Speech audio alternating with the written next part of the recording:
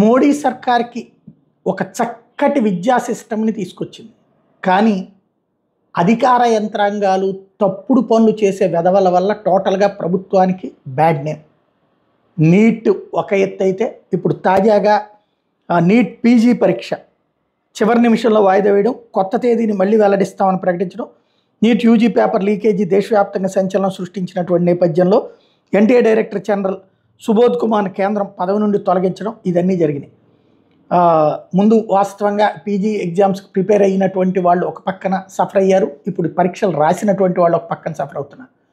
టోటల్గా దేశవ్యాప్తంగా ఒక చక్కటి ఆలోచన చేశారు.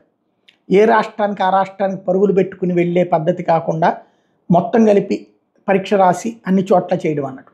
అది ఏ చక్కటి చెక్కకైనా సరే చెదలు పడతాయి అన్నటువంటిది కనబడింది. ఆ చెదలే ఎవరో స్వార్థపరులైనటువంటి వాళ్ళు చేసిన తప్పులు. ఎక్కువగా ఇట్లాంటి వాటికి బీహార కేంద్రం అవుతుంది, అదొక దరిద్రం. ఇప్పుడు ఆ ఇంపాక్ట్ పిల్లల తల్లిదండ్రులు, విద్యార్థుల తల్లిదండ్రులు, మధ్యతరగతి ఎగువ మధ్యతరగతిలో తీవ్ర ఆగ్రహం వ్యక్తం అవుతుంది. దీనికి ఒక శాశ్వత పరిష్కారం కనుగొనాల్సిన బాధ్యత మోడీ సర్కార్ మీద ఉంది.